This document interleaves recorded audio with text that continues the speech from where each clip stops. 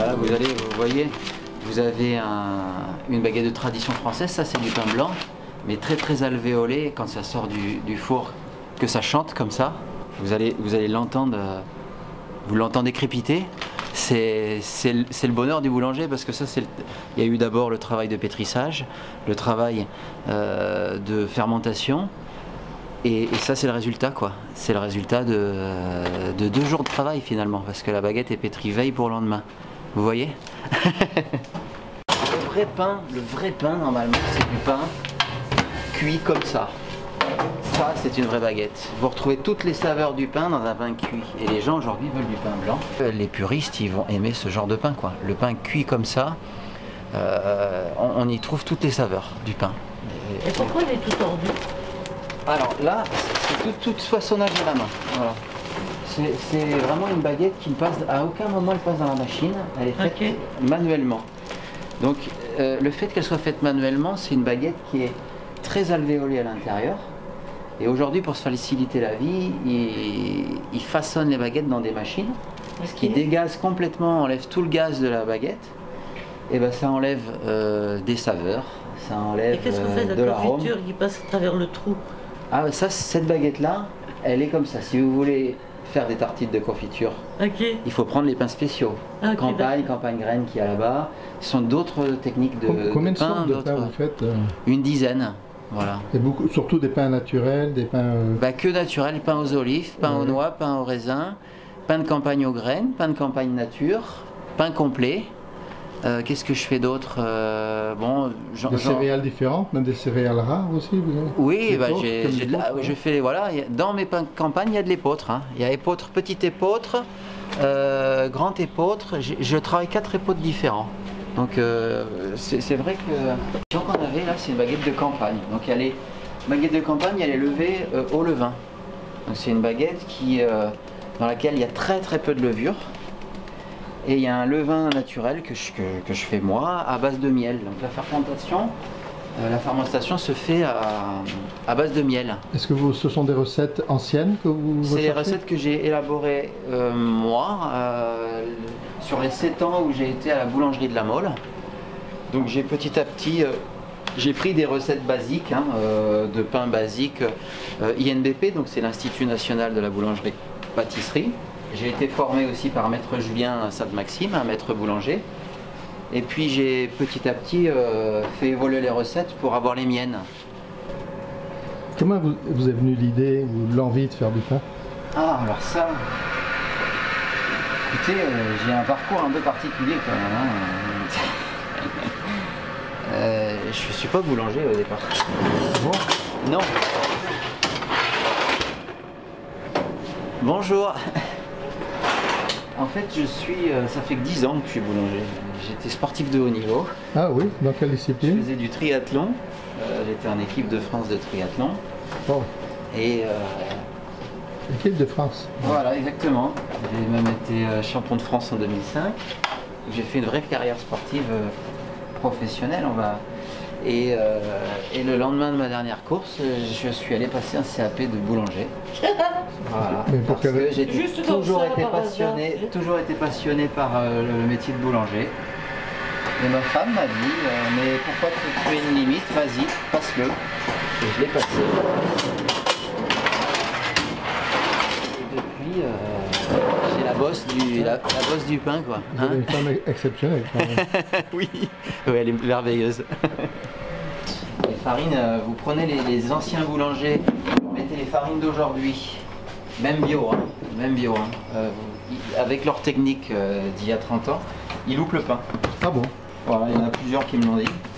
Parce qu'elles ont besoin d'être pétries veille pour le lendemain, par exemple pour une baguette, et de reposer au frigo, au froid, on appelle ça.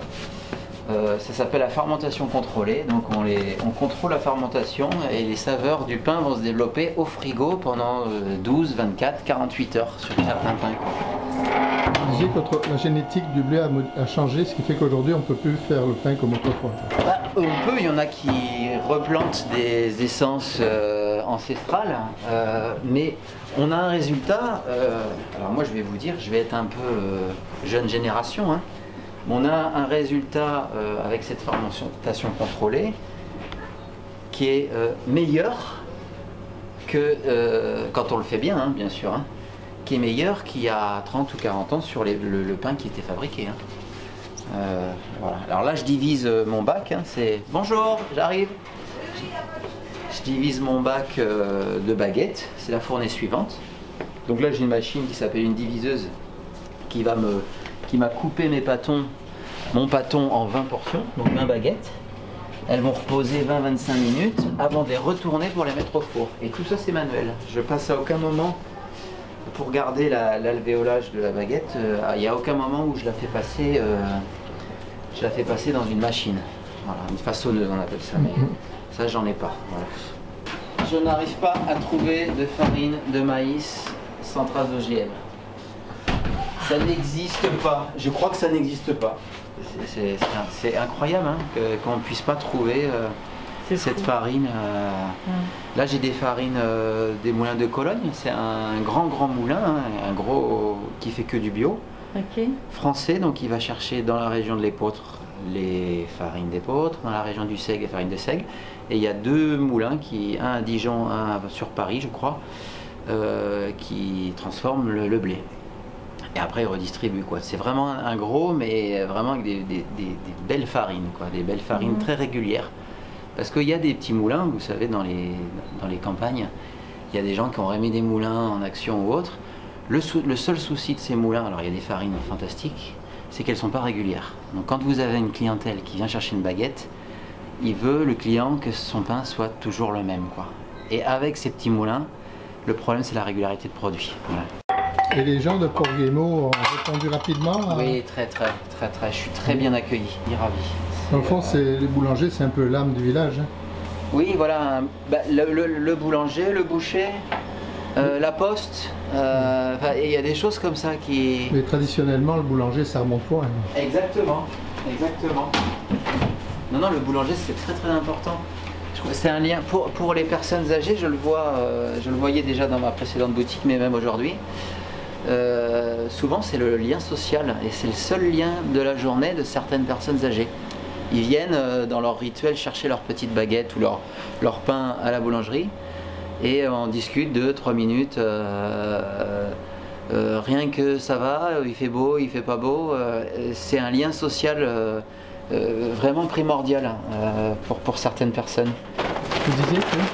Quand il y a du vent comme aujourd'hui, les baguettes cuisent plus vite. Donc on enlève un peu de cuisson et elles sont un peu plus dorées. Quand j'ai commencé à travailler, c'est plus facile pour le boulanger de mettre, on met 20 grammes de sel, on nous apprend, à l'école on nous apprend à mettre 20 grammes de sel par kilo de farine.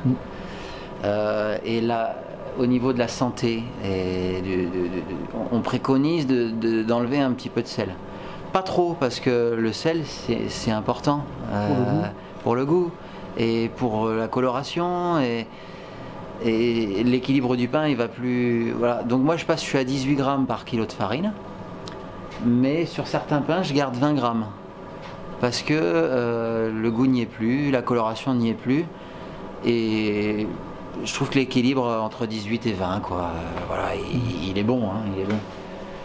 Mais alors on veut faire enlever au boulanger du sel dans son pain, c'est plutôt dans les plats cuisinés qu'on devrait sel et sucre.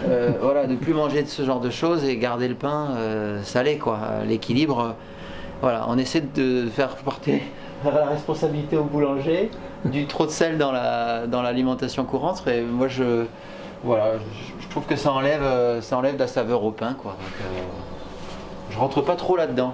Voilà. Et puis alors, s'il suffit qu'il y ait des clients qui arrivent au milieu avec le croissant, alors là c'est fichu, il pousse, c'est pour ça que je fais vite. Mais bon là il y a l'air d'avoir une petite accalmie.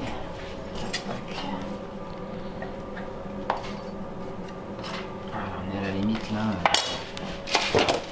limite là, hein, vraiment du raisonnable. Là c'est même pas, c'est mort, voilà.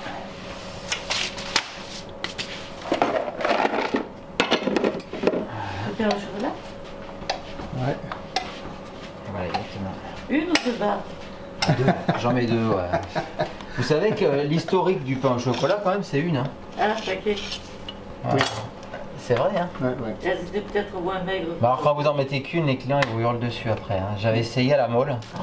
Mon ouais. Dieu, oh ouais, ils étaient pas Vaut mieux commodes. 2 petites qu'une grosse. Voilà. Et avec une, c'est marrant parce que vous faites un pli et ça fait un pain au chocolat comme une goutte d'eau. Et moi j'aime bien. Mais alors les gens, vous leur faites ça, ils vont vous dire mais où elle est la deuxième barre Voilà. L'origine c'est ça. Voilà. Et comme ça, quand ça pousse, c'est d'une beauté pas possible. Bonjour. Alors, Bonjour, je vais prendre un pain au levain. alors le vin c'est ici. Voilà. Ah, c'est là, voilà. Très bien. C'est une baguette au levain que vous voulez. Voilà, oui. Oui. Parce Allez. que hier, il y en avait là. Voilà, les avez mis là hier. D'accord. Elle est très bonne. Alors, une baguette de campagne. Eh bien, 40. C'est parfait, madame. Merci. Bonne journée. Merci, au revoir.